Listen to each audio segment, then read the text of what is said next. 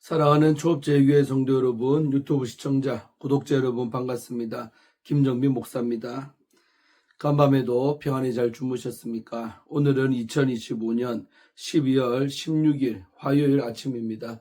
오늘도 주 안에서 복된 날 되시기를 주의 이름으로 축원드립니다. 제가 기도하고 오늘의 말씀 묵상을 시작합니다. 하나님 아버지 감사합니다. 간밤에도 지켜주시고 또 이렇게 좋은 날을 우리에게 선물로 주시니 감사합니다. 오늘도 우리에게 선물로 주어진 이 하루도 하나님의 뜻대로 주의 영광을 위해 살아가는 저희들 다 되게 하시고 신령한 자 되기를 원합니다.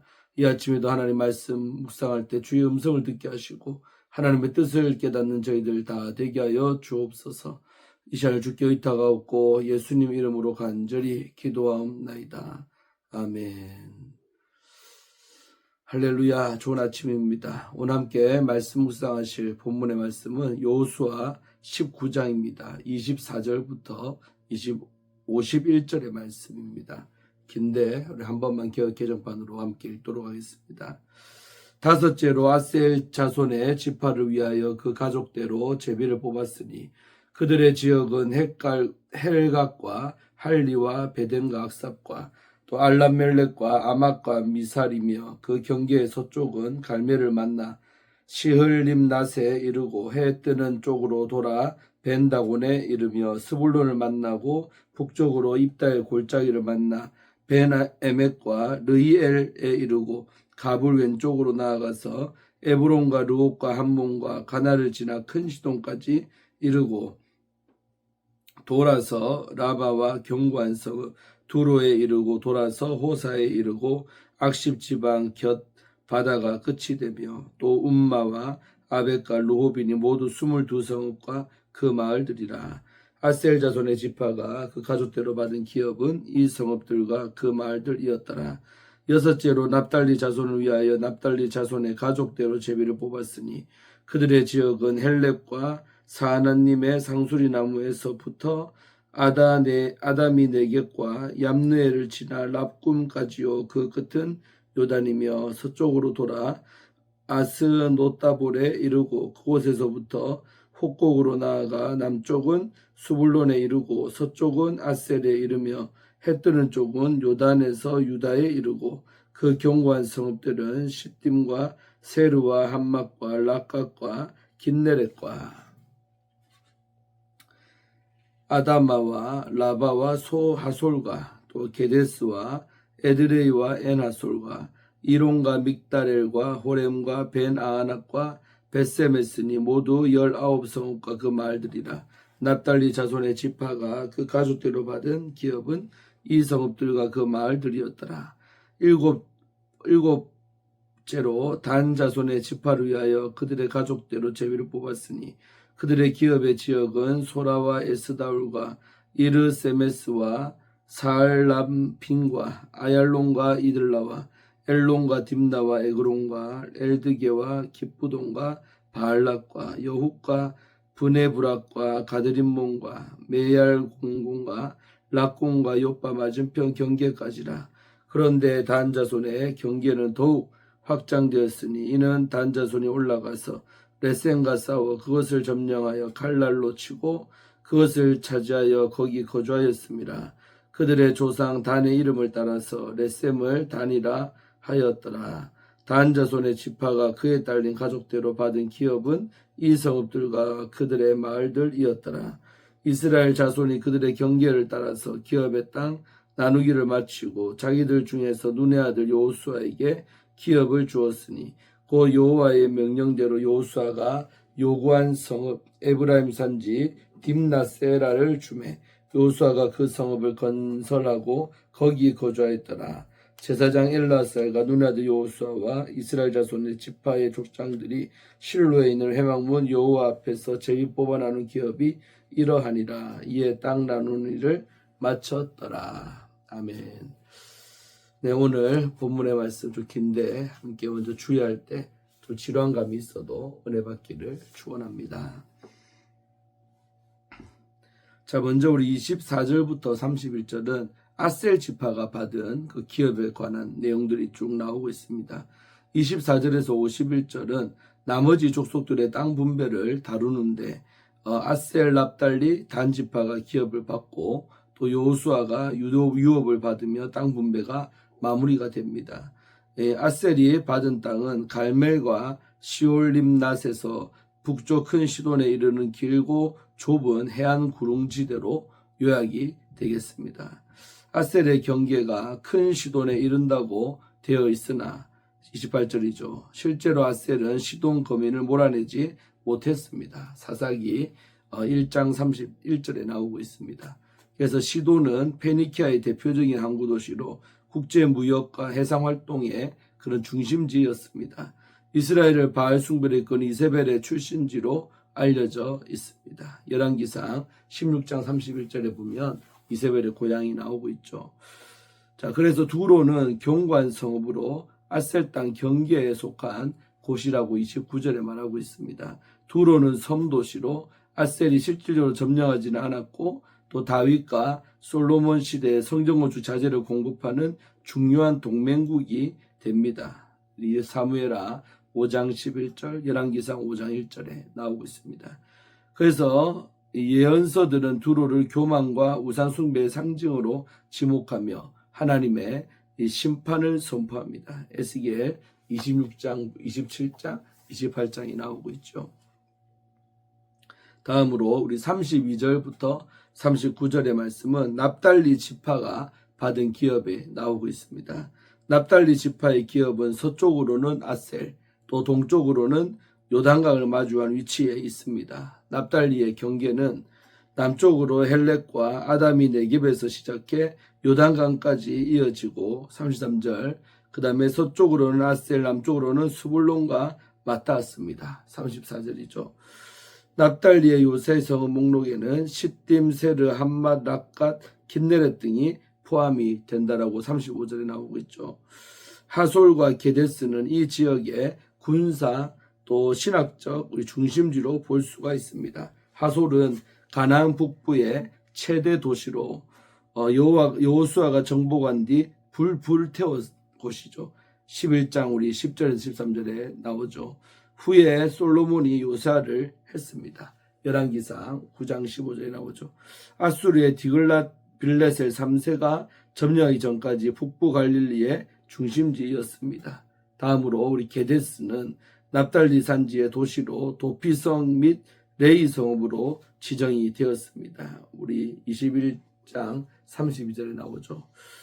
두보라와 바락이 전투를 시작한 곳이 바로 이곳입니다. 사사기 4장 6절 나오고 이후 아수르의 침략으로 함락이 됩니다. 열왕기하 15장 29절에 나오죠. 본문은 납달리의 성읍이 19개라고 38절에 말하고 있는데 실제 열거된 이름은 16개에 불과해 본문이 손실되었을 가능성도 있다고 합니다. 자, 다음으로 우리 40절에서 48절은 단 지파가 받은 그 기업에 대해서 말을 하고 있습니다. 단 지파의 원래 기업은 베냐민 지파의 서쪽 또 유다와 에브라임 사이의 해안지대였으나 우리 40절에서 46절이죠. 블레셋과 아모리 압박 때문에 북쪽으로 올라가 레셈을 점령하고 단이라고 불렀다고 47절에 말하고 있습니다. 그러면 41절에서 46절에 언급된 성읍들은 어떻게 되었을까? 이 성읍들은 단지파의 기업으로 제비 뽑혔으나 그들이 확보하지를 못했다는 것이죠. 사사기의 저자는 단이 블레셋과 아모리의 강력한 압박으로 인해 본래 분배받은 땅을 차지하지 못했다라고 사사기 1장 34절과 35절에서 말하고 있습니다.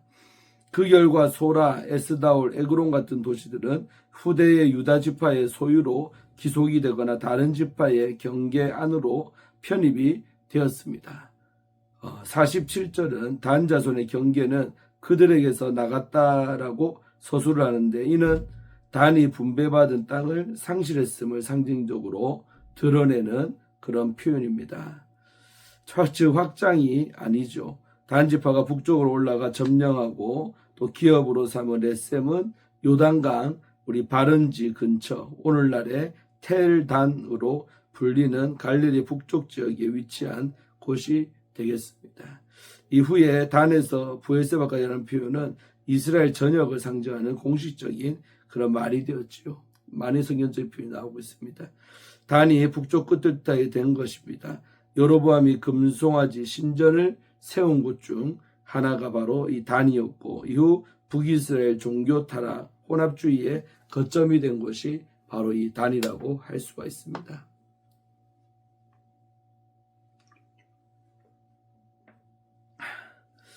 자, 다음으로 마지막으로 우리 49절에서 51절은 여호수아가 받은 기업이 나오고 있죠. 모든 지파의 기업 분배가 끝나고 우리 마지막으로 여호수아가에게 유산이 주어집니다. 여기서 기업 분배를 다른 본문의 전체 구조를 살펴볼 필요가 있습니다.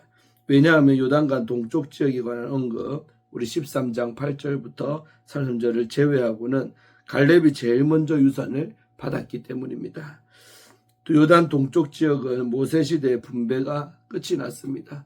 따라서 여호수아서에서는 갈렙이 제일 먼저 기업을 받았지요. 그리고 마지막에 여호수아가 기업을 받습니다.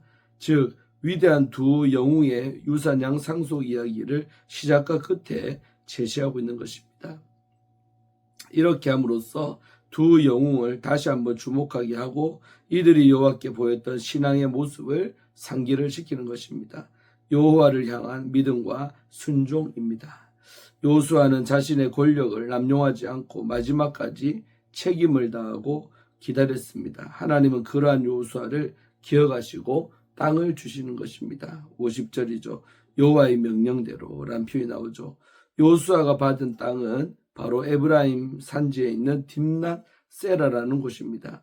여호수아가 에브라임 지파이므로 그 지파 땅을 받는 것은 놀랍지가 않습니다. 그는 이곳에서 생을 마무리하게 됩니다. 24장 30절이죠.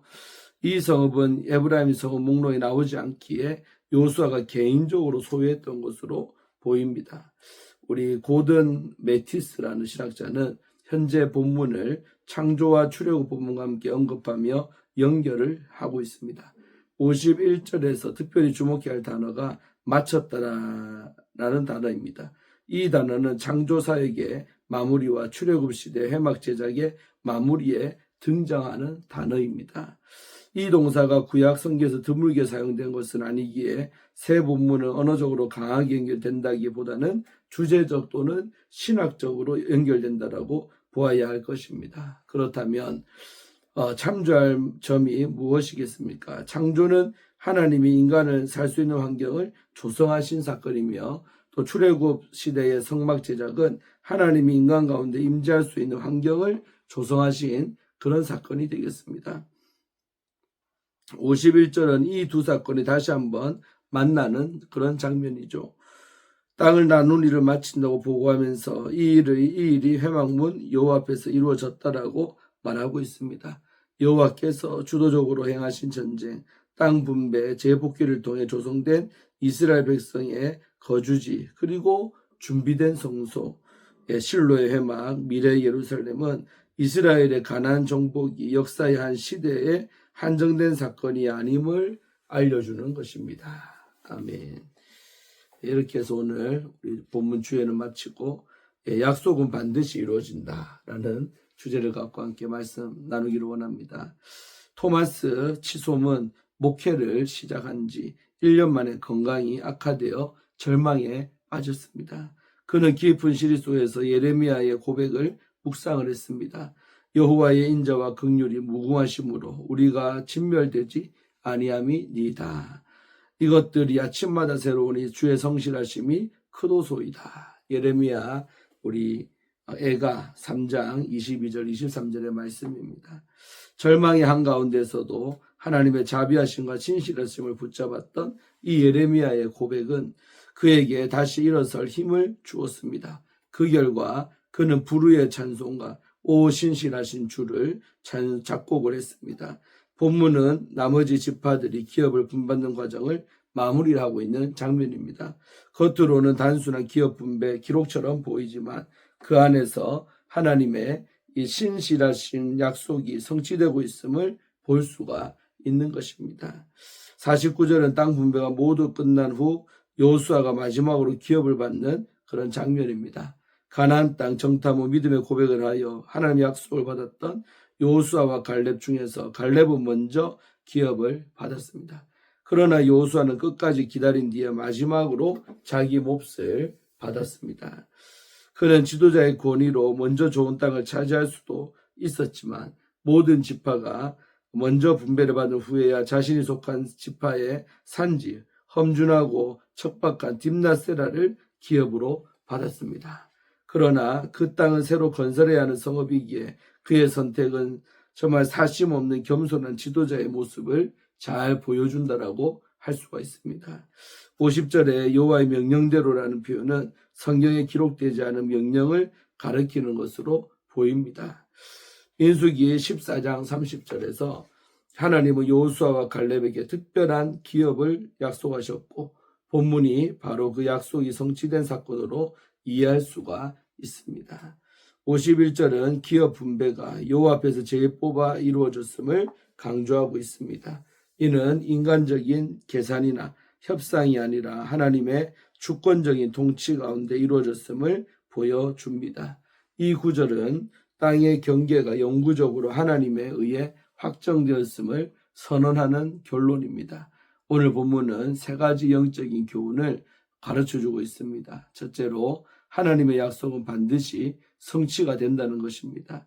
출애굽과 광야 여정을 거쳐 가나안에 들어온 이스라엘은 마침내 약속의 땅을 기업으로 받았습니다. 하나님의 약속은 오랜 시간이 걸리더라도 반드시 이루어집니다. 둘째로 참된 지도자는 섬기는 자입니다. 여호수아는 백성이 모두 기업받은 후에야 마지막으로 자기의 몫을 받았습니다. 그는 섬김의 자리에서 끝까지 사심없이 백성을 돌본 지도자였습니다. 셋째로 기업은 여호와 앞에서 받은 것입니다. 약속의 땅은 제일뽑기를 통해 공평하게 분배가 되었습니다. 우리의 자리와 사명도 하나님이 주신 바로 기업이라고 할 수가 있습니다.